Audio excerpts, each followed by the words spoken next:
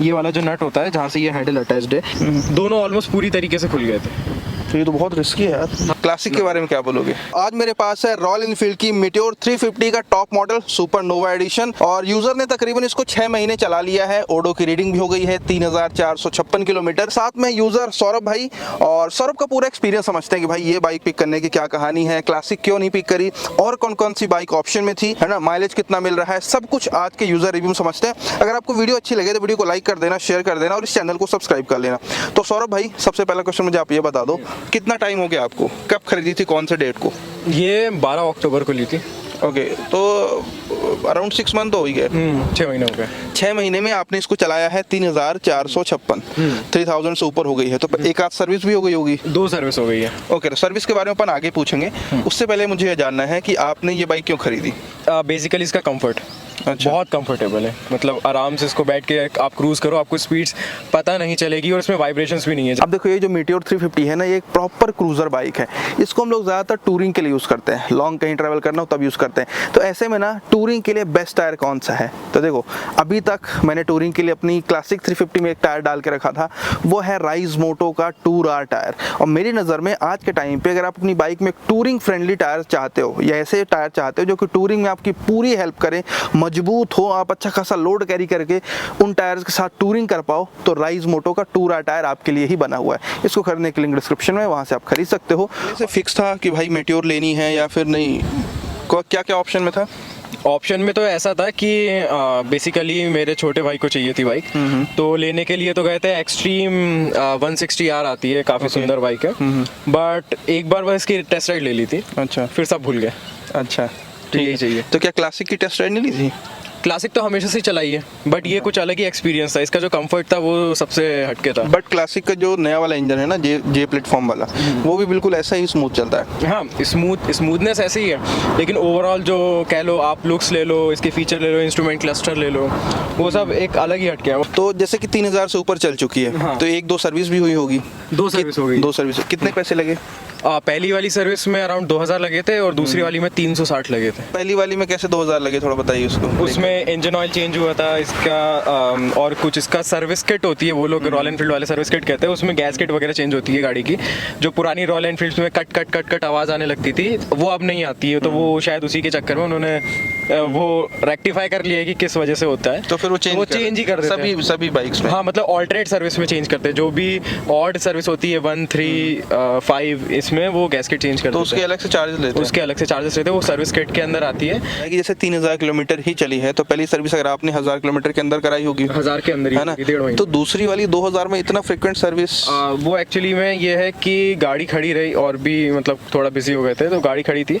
But वो है कि सर्विस शेड्यूल ऐसा कुछ था कि 5000 किलोमीटर्स और 6 मंथ्स, तो 6 मंथ हो गए थे, तो फिर करवा। अच्छा, तो 3400 किलोमीटर आपने चलाया है टोटल। तो इसमें आप इसको कहाँ यूज करते हो? आपका पर्पस क्या है? डेली की कैसी रनिंग रहती है आपकी? थोड़ा सा इसके बारे में बताओ आप। बेसिकली ये है कि जो सबसे ज़्यादा मेरे पापा चलाते हैं, अच्छा। वो ऑफिस ले जाते हैं, उन्होंने स्कूटी चलाना छोड़ दी। अच्छा, वो बस यही चलाते हैं।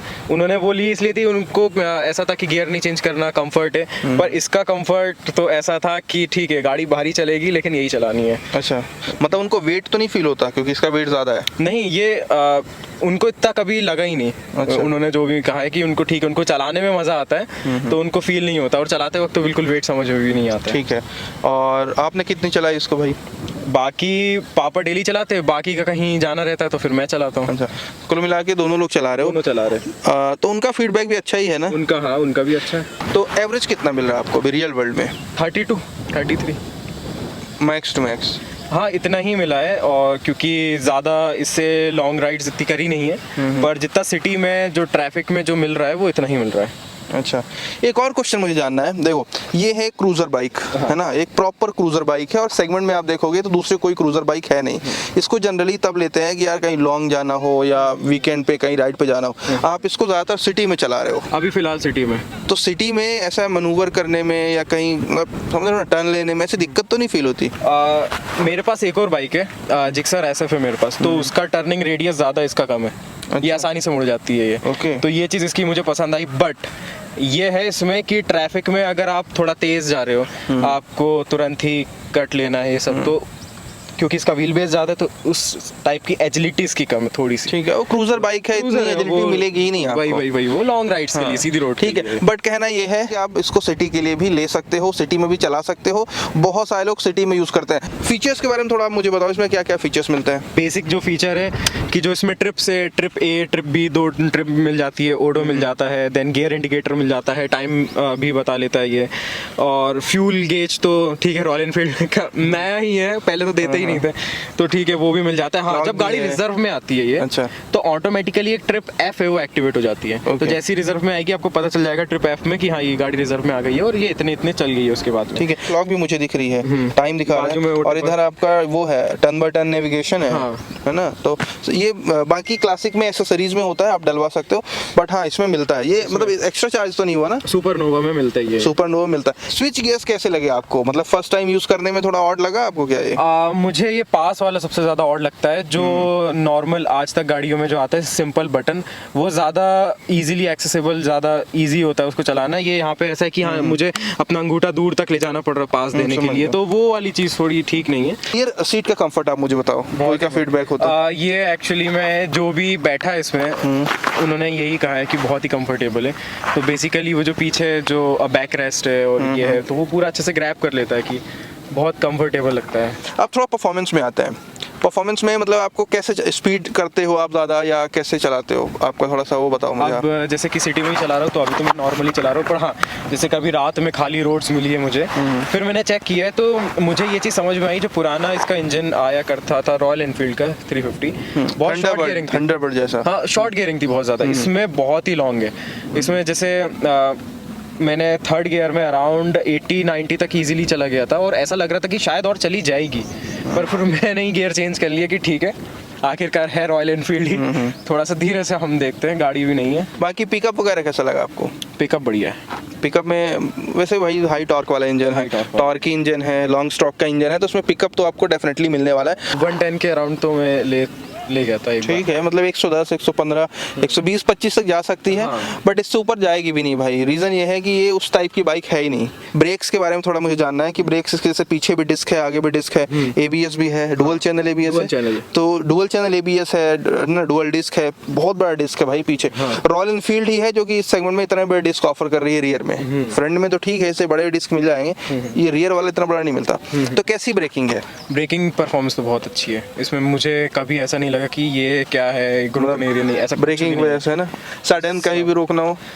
एक्चुअली ऐसा हुआ था, अभी जैसे रोड बन रही है यहाँ पे, कंक्रीट की है, अब उसमें थोड़ी रेत आ जाती है तो समझ सकते हो ग्रिप तो चली जाती है उसमें, तब मैंने एकदम से पैनिक ब्रेकिंग की थी, अच्छा, तो बिल्कुल भी गाड़ी ने ग्रिप लूज नहीं करी थी और अच्छे से रुक गई थी। तो एबीएस का यही तो फायदा है भाई। बस तो मुझे लगता है कि मैंने सारे पॉइंट्स कवर कर दिए हैं। आपने परफॉर्मेंस बता दिया है ना, एवरेज वगैरह बता दिया। इसमें छोटे मोटे जो एक इशू मैं मानता हूँ, ये इशू में ही आएगा, जैसे इसका एक O2 सेंसर का जो नट है, वो जब गाड़ी नई ली थी ऑलरेडी रस्टिंग थी उसमें। अच्छा, हाँ, तो वो मैंने जाके कहा था शोरूम में कि ये क्या है, तो उन्होंने कहा था कि ठीक है चेंज कर देंगे।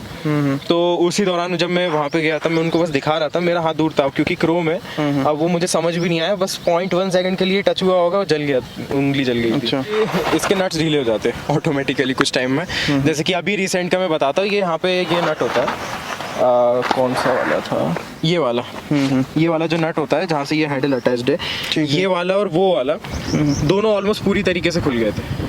तो ये तो बहुत रिस्की है यार। हाँ, ये पूरी मतलब तरह से ऑलमोस्ट ये- खुल गए थे, मुझे आवाज आ रही थी। अच्छा। तो अभी मैं सर्विस पे, इसलिए मैं थोड़ा और जल्दी सर्विस पे लेकर गया था। या मतलब मुझे लगता है ये मे बी इसलिए भी हुआ हो कि वो जहाँ पे आपने सर्विस कराई है उन्होंने जब भी मतलब ध्यान नहीं दिया उसको, कि उनका काम है भाई सारे नट, सारे स्क्रू, सारे बोल्ट्स को टाइट करना। हाँ, तो मैंने उनको बताया था कि मुझे आवाज आ रही है कहीं से, तो जो उनका जो राइडर था, जो राइड ले के चेक करता है, तो फिर उन्होंने देखा था कि हाँ ठीक है ये ढीले, तो उन्होंने पूरा सबको टाइट करके ही फिर मुझे दिया था। तो अभी हुआ तो क्या बहुत दोबारा? ज्यादा ढीला था ये ऑलमोस्ट ये समझ लीजिए आप, ये बीच वाले में टिका हुआ था। गाड़ी एक्चुअली एक बार गिर गई थी, 24 घंटे भी नहीं हुए थे गाड़ी को, तो पापा के थ्रू गिर गई थी ये।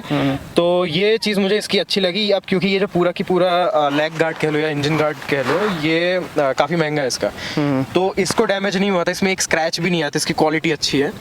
लेकिन इसका जो माउंट है ना, माउंट एकदम ब्रेक हो गया था वहाँ से। अच्छा, कोई क्वेश्चन हो कमेंट बॉक्स में पूछ सकते हो। बाकी बाइक आपको कैसी लगी बताओ मुझे कमेंट बॉक्स में।